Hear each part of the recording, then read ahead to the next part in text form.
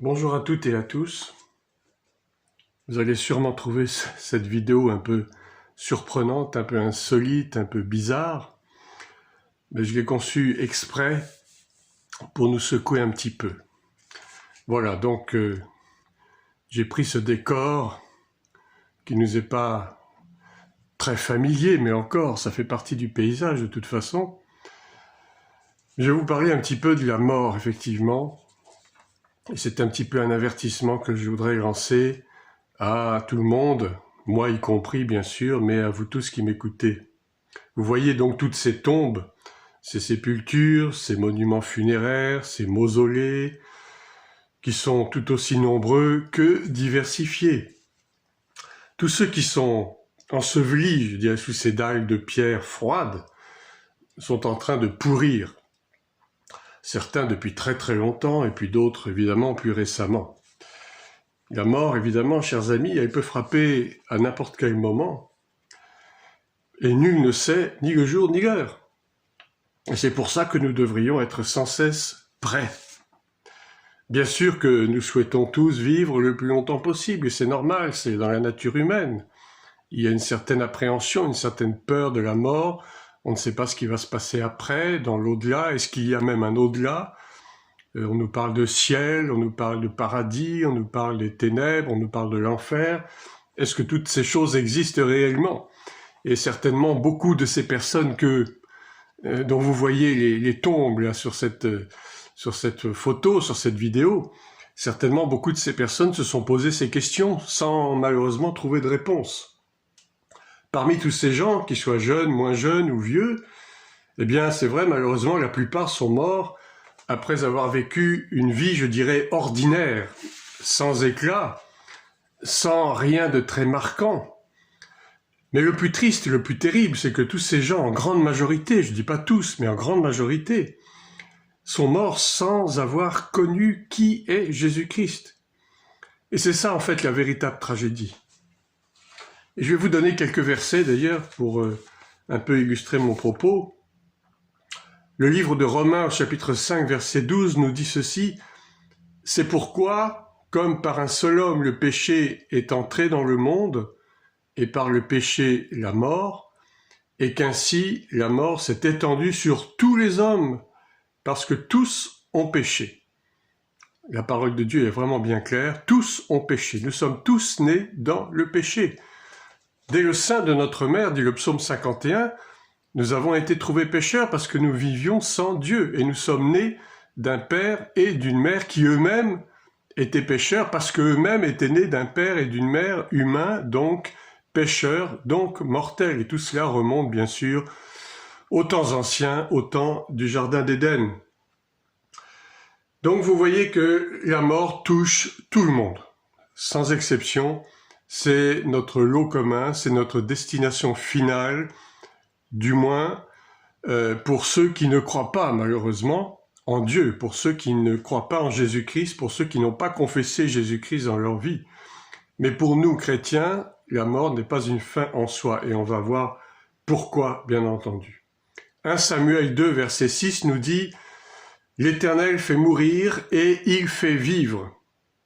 Il fait descendre au séjour des morts et il en fait remonter. » Mais de toute façon, le lot de toute l'humanité, c'est la mort. On n'y peut rien, c'est comme ça, parce que c'est le salaire du péché, nous dit Romains 6, 23. Car le salaire du péché, c'est la mort.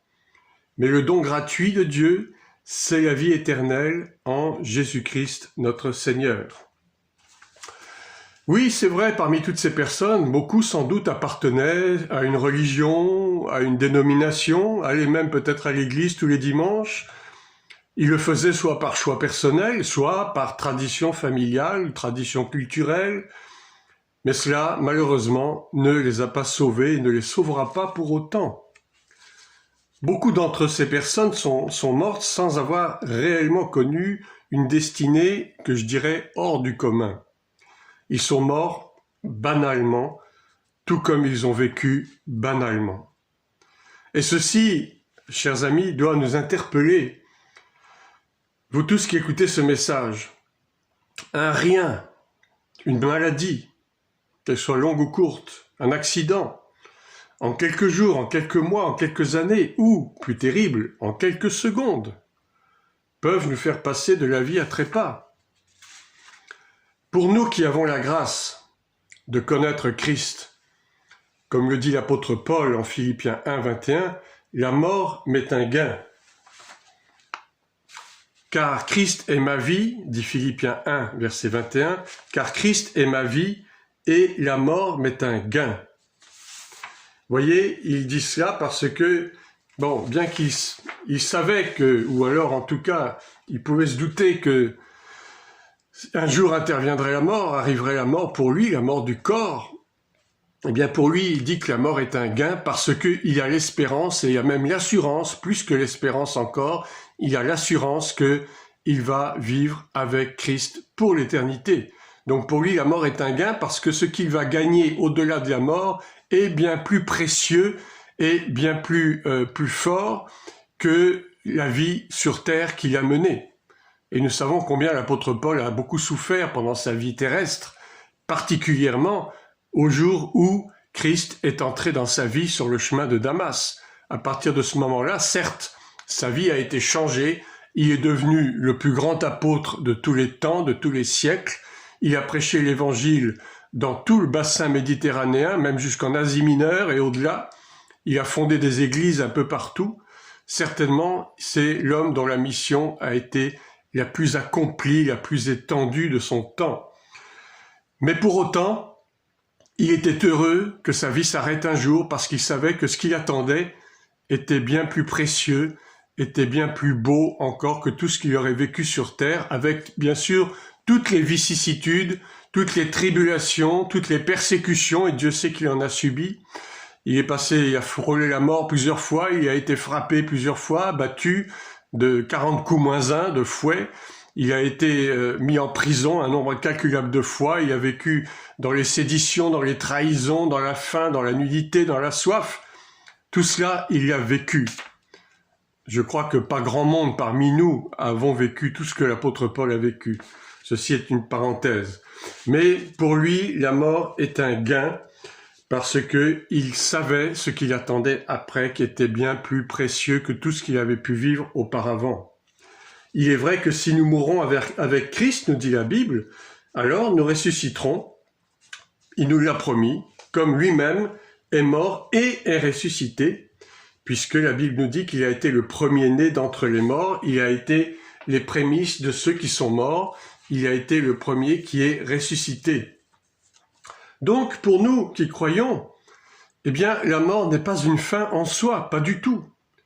C'est le passage d'une vie corruptible et temporelle à une vie incorruptible et éternelle. Je crois que c'est quelque chose qui est magnifique quand on prend la peine d'y réfléchir. Nous avons cette espérance ultime que si nous sommes en Christ, eh bien, la mort n'a plus de pouvoir sur nous. Et à cet effet, je vous lis ce magnifique passage de 1 Corinthiens, chapitre 15, entre les versets 53 et 57.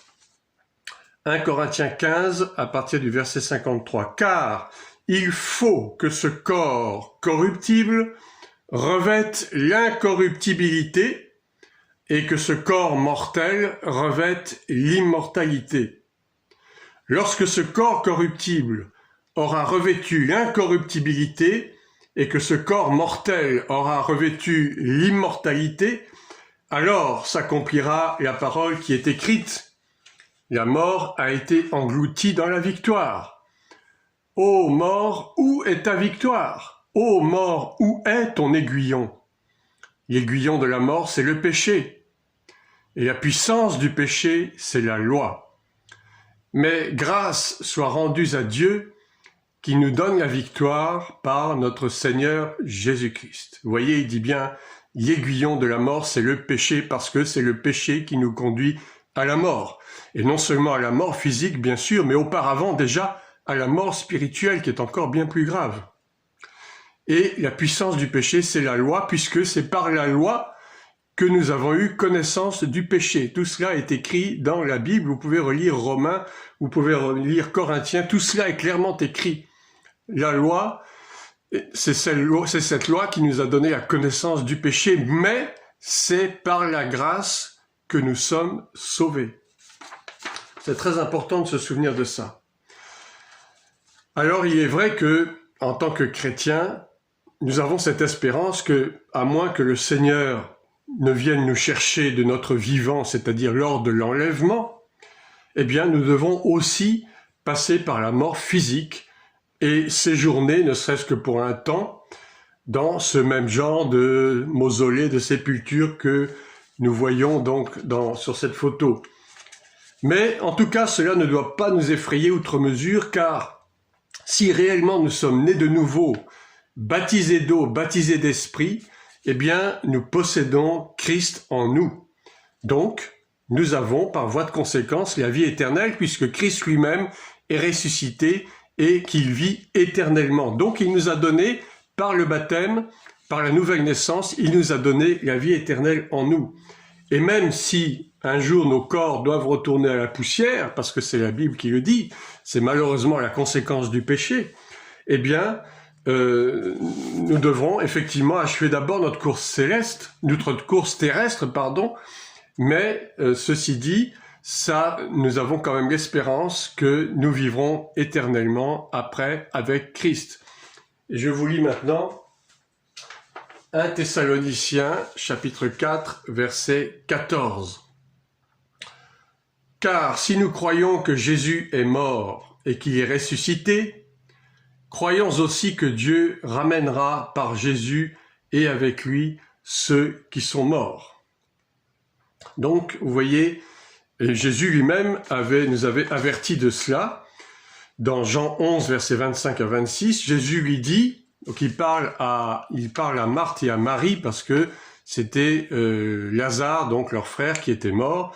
Et donc les deux sœurs se plaignaient, « Ah, si tu avais été là, mon frère ne serait pas mort, etc. » Enfin, elles se sont répandues en plainte devant leur ami, leur maître, et Jésus leur a dit, « Je suis la résurrection et la vie. Celui qui croit en moi vivra, quand même il serait mort. » Là, il parle de la mort physique.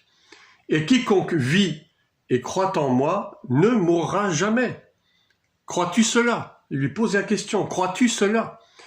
Et quiconque vit en moi vivra éternellement. Il ne mourra jamais, non seulement il ne mourra plus physiquement, il va ressusciter, mais en plus il y aura la vie éternelle en lui. Et donc, pour terminer ce petit message, est-ce que je dois vous rappeler que même si nous devons passer par la mort terrestre, eh bien, nous aurons part à la première résurrection. Cette résurrection qui se produira, nous dit la Bible, juste avant l'enlèvement de ceux qui seront restés vivants lorsque la trompette sonnera.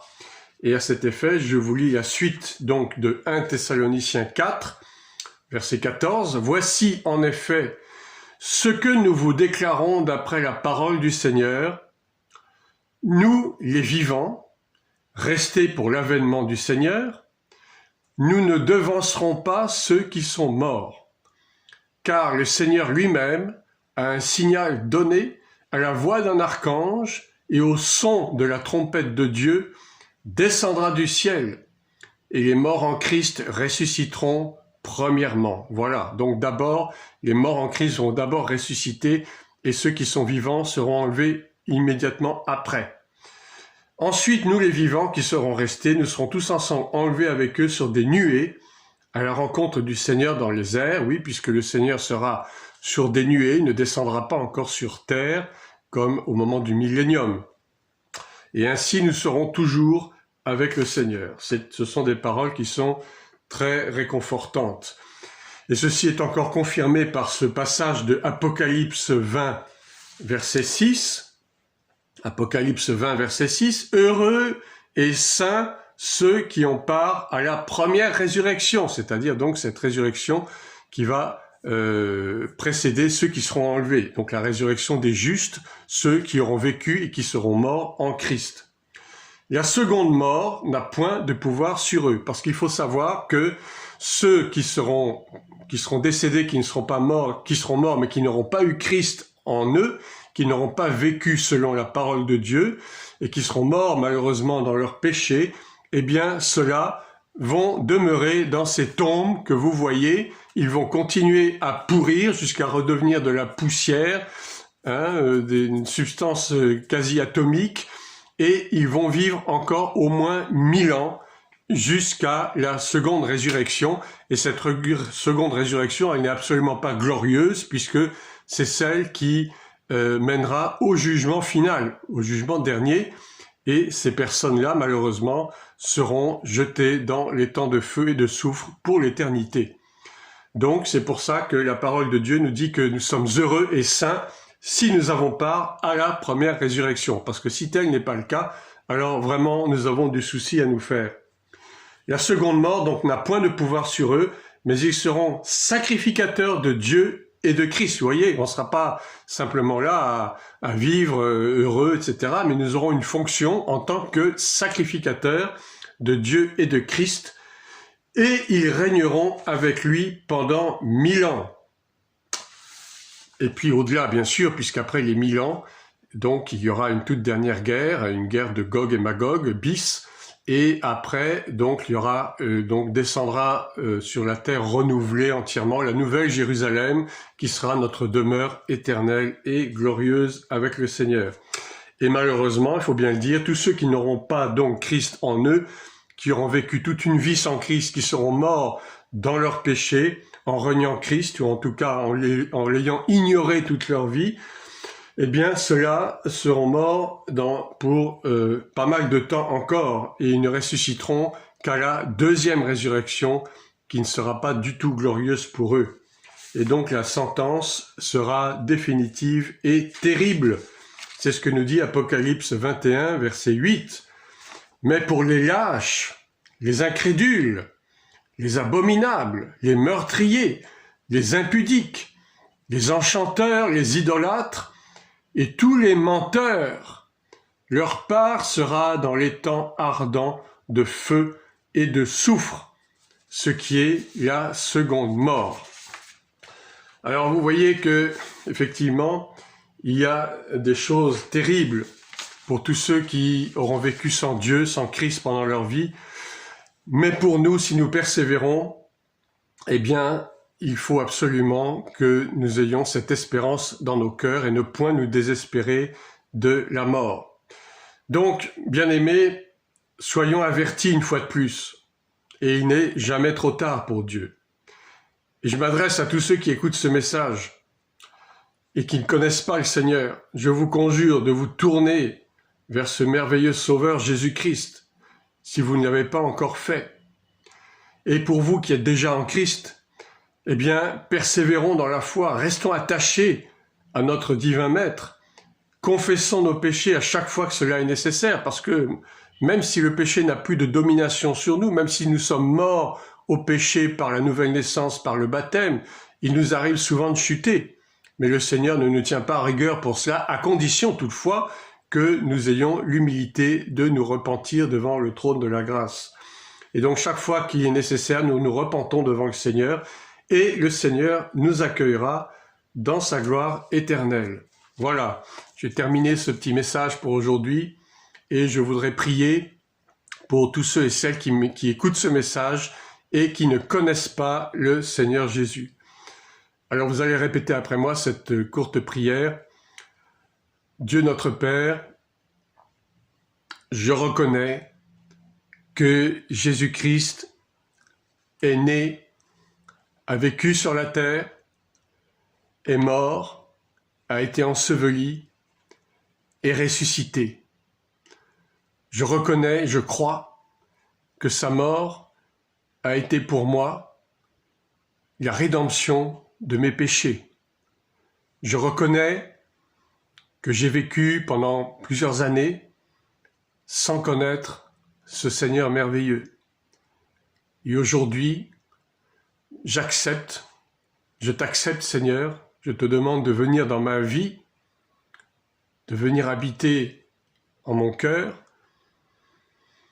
de faire de moi une créature nouvelle, qui soit réellement à ton image et à ta ressemblance.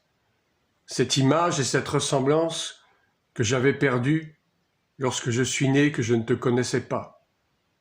Je crois que tu es mort et ressuscité pour mes péchés, que tu as pris sur toi mes malédictions, mes maladies, toutes les calamités possibles, selon ce que dit le prophète Ésaïe au chapitre 53, tu as pris sur toi nos fardeaux, nos péchés, nos maladies. Merci Seigneur, je crois que j'ai la vie éternelle. Amen. Que Dieu vous bénisse et à une prochaine fois.